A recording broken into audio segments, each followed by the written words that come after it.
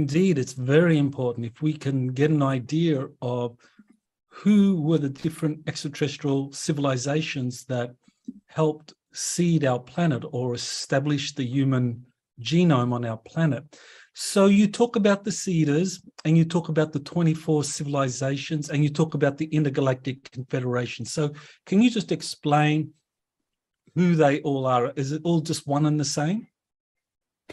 The Intergalactic Confederation is a gathering of an amazing number of cultures from several galaxies. There's a lot of galaxies involved and so many cultures. Imagine in our only galaxies how many cultures are in the Galactic Federation of Worlds. But at intergalactic level, it's huge, the number. I don't know how they count that. It must be amazing. Well, that's the Intergalactic Confederation. It's like a super federation that is above all the others, the galactic ones. These people, Intergalactic Confederation, they have a group within themselves, which is called the Seeders. So the Seeders are part of the Intergalactic Confederation. Who are they? They are 24 cultures, extremely advanced. And these 24 cultures gathered in a sort of a groupment that they call themselves the Seeders, of the founders, but the Seeders is really embodying what they do and who they are. They assist the great work of Source to spread out life throughout the universe. They recognize the higher management, or management, it's not really a word appropriate, but it depicts a bit the idea of 9 supra-consciousnesses. And these 9 supra-consciousnesses are, they are not part of anything, but they are at the root of the structure of the universe. We can talk about it later. So this is who are the Seeders. So they are kind of like connected to this Intergalactic Confederation. And Yes. the Seeders played, well, you mentioned 24 civilizations as well. So can we say that the Seeders are, there's 24 civilizations or cultures making up the Seeders? Yes, yes, that's correct, yes. Great. Okay, so now how were they involved in the establishment of different civilizations on Earth? I mean, we know of Hyperborea, Herodotus talked about Hyperborea, and Plato talked about Atlantis. So how were the Seeders involved with those 2 civilizations? Well, the Seeders, you know, they have been involved in the development of humanity since about 65 million years. It's really been a long history. They arrived, they did a little bit of work and attendance, and they went away. They came back, they went away. So that they done that the whole time, come and back. And at the time where Hyperborea was existed, Hyperborea is a civilization that grew from, mainly we can say it's the Earth people who have really gathered into making in the Northern Hemisphere a civilization that was quite advanced, and they were very in tune with different people and races of animals who have since migrated to inner Earth.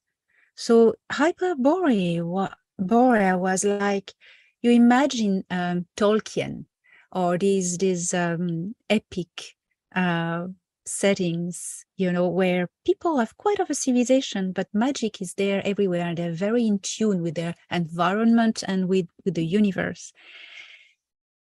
So these people, the Hyperboreans, had commercial interaction with Atlantis, and they even migrated at the end of their civilization to Atlantis. And Atlantis was founded by a specific culture part of the Cedars, who are the Altians. And the Altians, they are the most interactive with us. They have still now 2 bases on Earth and a few in the star system, and they are the closest, humanly speaking, to us. So they founded Atlantis, and they found this continent fragmented in many islands in the middle of the Atlantic, and they settled there. They built a colony. They brought their technology there, and they welcomed many colonies of humans, and the Hyperboreans were part of them, one of these colonies. Now, one of the other races or civilizations that were involved in the founding of humanity is the Anunnaki. And we know from ancient texts, from Sumerian texts, that the Anunnaki were involved in the creation of the human genome. And according to the Sumerians, as far as they know from what they were told, the Anunnaki are humanity's forefathers. But with the information about the Cedars, it seems that the Anunnaki, were they actually part of the Cedars group, or were they something else? Were they like conducting a separate genetic experiment to what the Cedars were doing? So the Anunnaki are not part of the Intergalactic Confederation. They are from Nataru, this galaxy, Milky Way. They live on a different dimensional plane, but they are from here, so they're not part, and they are not part of the Cedars. And they had an input, a very significant input in the development of human genome on Earth. But the thing is, when the Anunnaki arrived, we more or less know the story. They found Earth, and they wanted to mine resources. One of the resources they were mining was gold. There was a lot of gold on Earth. And they saw these humans, these primitive humans. They were already humans, but more primitive than now. And they decided to upgrade them, mixing them with their own biology, their own genome, to create a race of hybrids that they could use as slaves. But when the Anunnaki started to this process, they discovered that these humans were already the fruit of another experimentation from other people, the Intergalactic Confederation. So they came afterward, the Anunnaki came afterwards and made their input into the development of human, but they were not the first. Well, we know that according to some geneticists, that human DNA is very similar to the DNA of chimps. And so chimpanzees have, 48 chromosomes, humans have 46 chromosomes. But the chimps have 2 extra chromosomes, but we have the same 2 extra chromosomes, but they've been fused together. And some authors say that that's a result of a genetic experiment or intervention by extraterrestrials many millennia ago. So would that have been something that the Cedars had done? You know, you mentioned millions of years ago that the Cedars were here. They began doing the genetic experiments. They created some intelligent species or groups. And then much later on, the Anunnaki arrived and they found, okay, here are these humans or these primates, but they weren't like the chimps. These primates that the Anunnaki began working with were presumably like, they had 46 chromosomes. They were maybe, I don't know, Neanderthals or Cro-Magnon man or something. So it seemed that there was a progression of different human primitive societies, and that the Cedars began with the chimps, right? And then created primates, and then the Anunnaki come along and co-opt all of that. So you want to just elaborate? Yes, well, the Patal, who are also a name for the cedars. The Patal are a race on their own, but they gave their name to the 24 cedars. We can say they are the Patal as well because they created the group, in fact. So these, the Patal or the cedars, they took a very primitive,